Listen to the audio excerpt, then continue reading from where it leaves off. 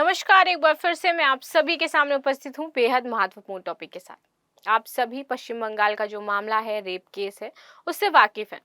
जब भी हमारे सामने ये प्रश्न आता है कि भारत में रेप के लिए क्या कानून होना चाहिए, तो हम अन्य देशों से तुलना करते हैं और पाते हैं कि हमारे पास कुछ कानून तो हैं, सजा भी है, लेकिन उससे कुछ प्रभाव देखने को मिल नहीं रहा है। तो यहाँ पर कोलकाता में आज एक विधेयक पेश किया गया है और रेप के लिए डेथ पेनल्टी, सिर्फ और सिर्फ डेथ ही सजा होगी, इसकी बात कही गई है। ये पास हो जाता है तो पश्चिम बंगाल भारत का पहला राज्य बन जाएगा जहां पर रेप करने पर आपको मृत्यु दंड दिया जाएगा। इसी विधेयक के बारे में, इसी बिल के बारे में आज हम बात करने वाले हैं। मेरा नाम है प्राची मिश्रा और संस्कृति आईएएस पर आप सभी का स्वागत है। लेकिन इससे पहले मैं आप सभी के व्यूज अवश्य जानना चाहती हूँ कि यदि रेप केस में मृत्यु दंड की सजा जो है उसको पूरे भारत में लागू कर दिया जाए, तो क्या इनके केसेस में आपको कमी देखने को मिलेगी, या फिर आपको जो महिला जिसके साथ बलात्कार किया जा रहा है उन केसेस में मृत्यु ज्यादातर आपको देखने को मिलेगी, यानी कि उनको मार दिया जाएगा। इन केसेस में आपको बढ़ोतरी देखने को मिल सकती है। तो इसी पर आज हम चर्चा करेंगे। साथ ही साथ आपके व्यूज हमारे लिए बहुत ही ज्यादा महत्वपूर्ण होते हैं, इंपॉर्टेंट होते हैं। तो आप अपने व्यूज हमेशा कमेंट बॉक्स में बताएं कि ये क्या सही है या फिर ये गलत है, और या फिर इसकी जगह और भी कुछ सजाएं जो हैं टॉर्चर वाली, उनको भी अपनाना चाहिए सरकार को। चलो बात कर लेते हैं न्यूज में क्यों है।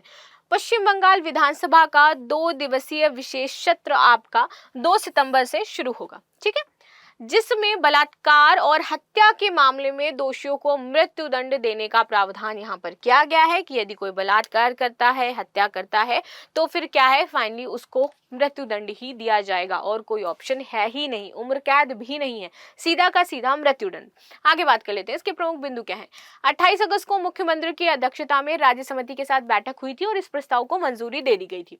सरकार ने इस प्रस्ताव के लिए ऐलान किया और साथ ही साथ एक इंपॉर्टेंट चीज ये है कि सिर्फ और सिर्फ 10 दिनों में इस रेप केस के अंदर फांसी होगी, यानी कि कोई 1 महीना नहीं, 2 महीना नहीं खींचना है, सिर्फ 10 दिन में उस व्यक्ति की फांसी की सजा सुनिश्चित कर दी जाएगी।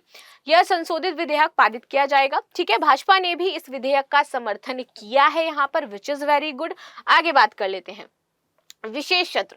राज्य सरकार 3 सितंबर को संशोधित विधेयक पेश करेगी और पहले दिन सदन की कार्रवाई स्थगित कर दी जाएगी, क्योंकि पूर्व मुख्यमंत्री बुद्धदेव भट्टाचार्य और अन्य हस्तियों को श्रद्धांजलि यहां पर दी जा रही थी। इस वजह से इसके बाद विधानसभा में संशोधित जो विधेयक है वो आपका पेश होगा और उसी दिन मोस्ट प्रोबेबली देखा जा रहा है कि वहां से उसको विधेयक को है मंजूरी मिलेगी एंड देन फिर आगे उसको प्रोसीड किया जाएगा।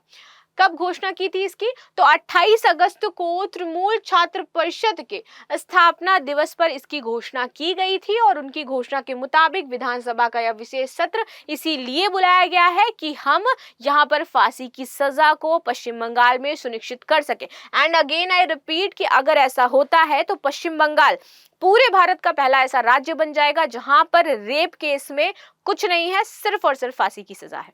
आगे देखते हैं, भाजपा ने इसका समर्थन किया है। जो भाजपा पार्टी के विधायक हैं उन्होंने इस विधेयक का समर्थन किया है। हालांकि उन्होंने कहा कि विधेयक सिर्फ नौटंकी है, ये आरजी कर घटना का ध्यान भटकाने के लिए की जा रही है। तो ये इनके अपने पर्सनल व्यूज थे। आगे बात करते हैं क्या है विधेयक। देखिए, राज्य विधि विभाग के अनुसार विधेयक में शामिल प्रस्ताव जो है कि विधेयक बलात्कार की सभी घटनाओं को, भले ही पीड़िता बच जाए या फिर इसकी हत्या कर दी जाए, आपको डेथ पेनल्टी ही दी जाएगी। बलात्कार और हत्या के मामले में मृत्युदंड की सजा का प्रावधान है। इसके अलावा अपराधी के परिवार पर भी भारी जुर्माना लगाया जाएगा और विधेयक के निर्णय अवधि को छोटा करने का प्रस्ताव रखा गया है, यानी कि जो निर्णय अवधि है वो आपकी 10 दिन, यहाँ पर जो सरकार ने रखी है वो 10 दिन रखी है, ठीक है। साथ ही साथ और भी जानेंगे, कुछ और भी आपके विधेयक आए थे पहले जिनको मंजूरी भी मिली और वहां पर जो अवधि है वो 21 दिन है, 30 दिन है। अभी तक सबसे कम अवधि में यदि यहाँ पर मामले की सुनवाई होगी और सजा सुनाई जाएगी तो फिर वो आपका, यदि ये पास होता है पश्चिम बंगाल, तो यही होने वाला है, ठीक है, कि सिर्फ 10 दिन में यहाँ पर रेपिस्ट को सजा दी जा रही है। आगे बात कर लेते हैं इसमें नेक्स्ट क्या है। पर्याप्त और निर्णायक साक्ष्य वाले मामलों में अपराधी की तिथि से 15 कार्य दिवस के भीतर निर्णय सुनाने की यहाँ पर मांग की गई है। यदि कहीं पर आप देखोगे कि पर्याप्त साक्ष्य नहीं मिल रहे हैं, निर्णय नहीं हो पा रहा, तो मैक्सिमम 15 दिन, या फिर विधेयक में यह प्रावधान किया गया है कि अपराध की सूचना देने के 6 घंटे के भीतर पीड़िता की चिकित्सा जांच भी करवाई जानी चाहिए। यदि ऐसा नहीं होता है तो वहां पर जो लोग हैं और जो पुलिस अधिकारी हैं उन पर भी यहाँ पर एक्शन लिए जाएंगे।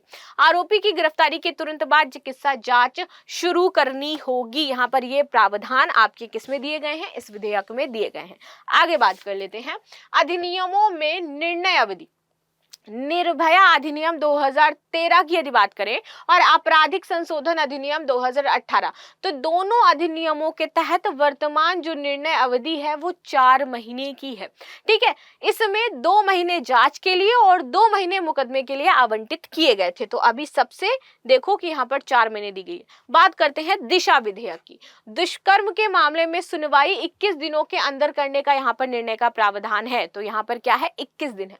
इसके बाद आता है महाराष्ट्र शक्ति विधेयक 2020 जो आया था।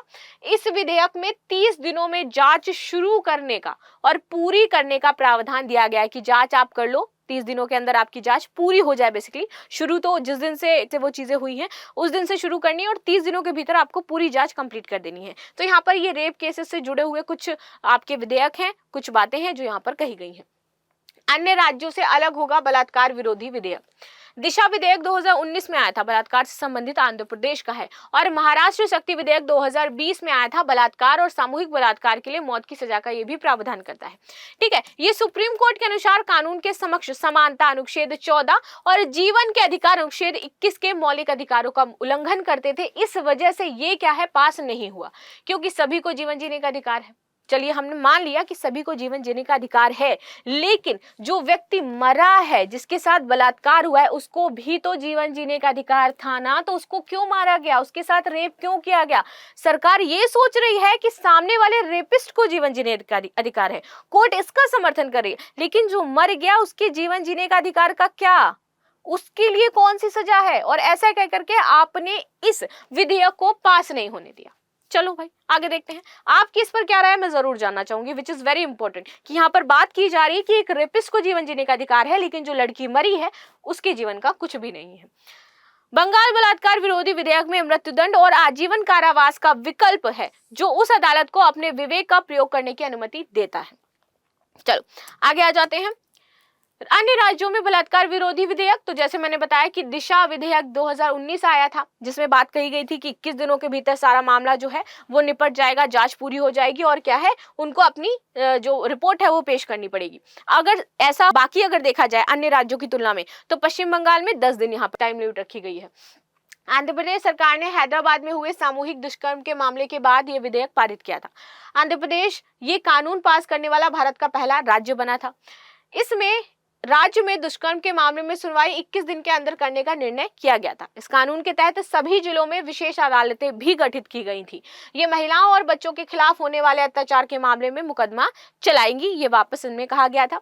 अभी तक यह बिल मंजूरी के लिए राष्ट्रपति के पास पड़ा हुआ है। लेकिन आगे बात कर लेते हैं महाराष्ट्र शक्ति विधेयक 2020, जहां पर था कि आपको क्या होगी, मृत्युदंड की सजा होगी और यहाँ पर जो जांच है वो 30 दिनों के भीतर होनी चाहिए। ठीक है, ये दूसरा राज्य था जो इस तरीके का कोई भी आपका बिल लेकर के आता है। 16 वर्ष से कम उम्र की महिलाओं के साथ बलात्कार और सामूहिक बलात्कार जैसे जघन्य अपराधों में यहाँ पर मौत की सजा और आजीवन कारावास था। इस तरह के मामलों में 30 दिनों के भीतर आपकी जांच पूरी होनी थी। यदि कोई ऐसा अगर नहीं कर रहा है कि 30 दिन के भीतर जांच पूरी नहीं कर रहा है, तो विशेष महानिरीक्षक और पुलिस आयुक्त के कारण निर्दिष्ट करने के बाद 30 दिनों का समय दिया जाता है, यानी कि कारण बताओ नोटिस देना पड़ेगा कि क्यों नहीं हुआ 30 दिन में। उसके बाद फिर अगेन आपको 30 दिन दिए जाएंगे आगे। चलो आगे आते हैं, वर्तमान भारतीय कानून के प्रावधान क्या कहते हैं। वर्तमान भारतीय आपराधिक कानून जो है ये 18 वर्ष से कम उम्र की आयु की लड़कियों के साथ सामूहिक बलात्कार और 12 वर्ष से कम उम्र की जो लड़कियां उनके साथ बलात्कार या सामूहिक बलात्कार या फिर बलात्कार के परिणाम स्वरूप पीड़िता की मृत्यु हो जाती है या फिर वो अचेतन अवस्था में चली जाती है, तो बार बार अपराध करने वालों के लिए यहाँ पर मृत्युदंड की अनुमति है। मतलब हम इंतजार करें कि कोई इंसान बार बार रेप करे और उसको हम क्या देंगे, मौत की सजा देंगे। मतलब इतना पेशेंस रखना चाहिए इन सारी कंडीशंस में, मुझे तो नहीं लगता। चलो आगे देख लेते हैं। लास्ट में है आपका ये क्वेश्चन, आप मेरे को बताना, ये क्वेश्चन मैं आपके ऊपर छोड़ करके जा रही हूँ कि क्या अगर कोई व्यक्ति रेप कर रहा है तो दोबारा उसको मौका देना चाहिए ऐसा काम करने के लिए। और जो यहाँ पर सुप्रीम कोर्ट कहता है कि सबको जीवन जीने का अधिकार है, सुप्रीम कोर्ट ये भी कहता है कि सबको सम्मान पूर्वक जीवन जीने का अधिकार है। सुप्रीम कोर्ट तो ये भी कहता है कि हम किसी को किसी भी तरीके से हरस नहीं कर सकते हैं।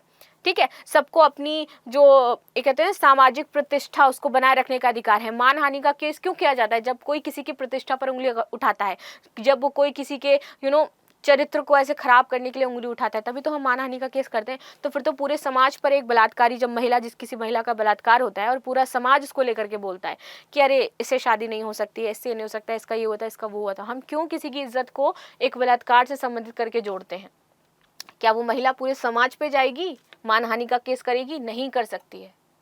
ठीक है, तो ये सारी चीजें क्यों नहीं सोची जाती हैं एक समाज में, जब हम इतने इंटेलेक्चुअल हैं, हम भाई 21वीं सदी में जी रहे हैं, हमारे पास सुप्रीम कोर्ट जैसी ताकत है जो कानून बनाती है, वो यहाँ पर कहती है कि जीवन जीने का अधिकार सामने आ रहा है, और जो लड़की मर गई उसके जीवन का कुछ भी नहीं है। तो हमें समझना चाहिए कि भाई क्या व्यवस्था है और कैसे लागू होनी चाहिए। चलो लास्ट में आपके लिए क्वेश्चन है कि निम्नलिखित में से कौन सा राज्य बलात्कार और हत्या के मामले में दोषियों को मृत्युदंड देने का प्रस्ताव पारित करेगा? उत्तर प्रदेश, उत्तराखंड, पश्चिम बंगाल या फिर पंजाब? तो आप सभी मुझे कमेंट में जरूर बताइएगा। मिलते हैं नेक्स्ट क्लास में, तब तक के लिए धन्यवाद। लाइक शेयर सब्सक्राइब करना बिल्कुल भी ना भूलें and thank you so much.